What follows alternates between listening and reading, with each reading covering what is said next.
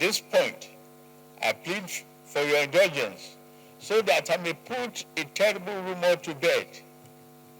To those who ring the alarm that the APC is intent on a one-party state, I offer you a most personal promise. While you are alive, as a result of your panic, it rings an error. At no time in the past, nor any instance in the present, and at no future junction, shall I view the notion of one-party state as good for Nigeria.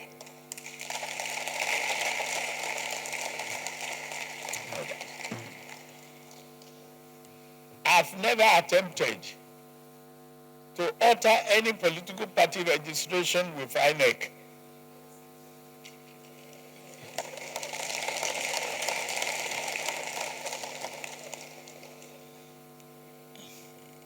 Equally, my dear friends and colleagues, we cannot blame anybody seeking to bail out of a sinking ship, even without.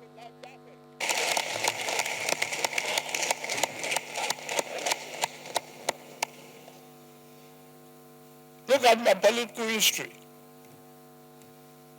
I will be the last person to advocate such a scheme.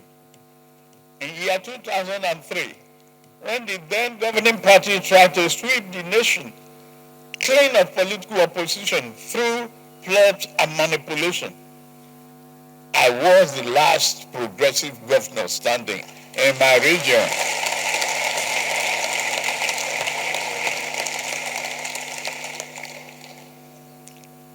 In their number, they boasted. In all their numbers, they boasted of ruling, not only governing Nigeria, for the next half century or more. Where are they?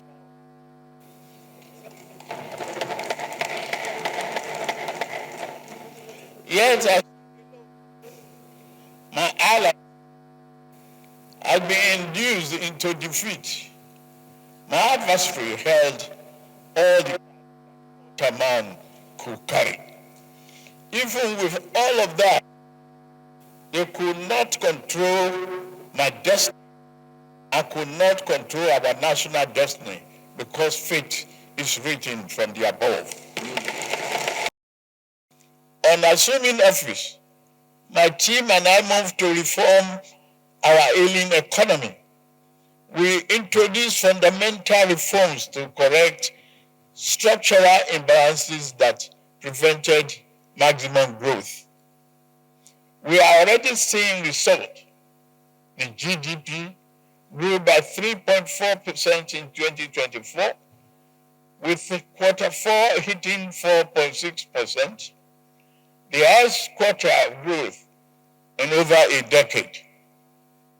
Inflation is easing gradually, steadying the price of food staples like rice and beans. Our net have increased fivefold, and the naira has stabilized.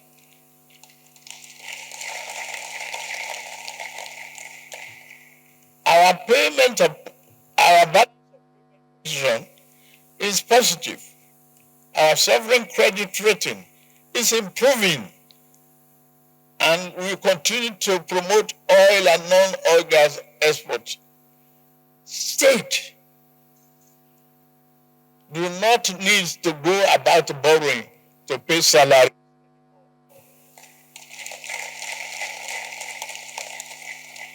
In less than over 100,000 a year, including 35,000 civil servants, have benefited from affordable consumer credit through the Nigerian Consumer Credit Corporation, enabling them to purchase vehicles, light up, and improve their well-being, and purchase life essentials. I announced the conferment of posthumous honors of CAFR on Kudirat Abiola.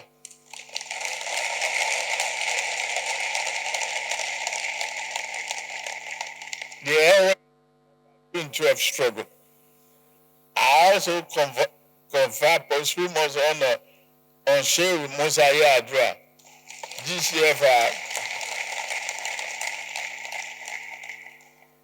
and Professor Humphrey Nwosu, CON,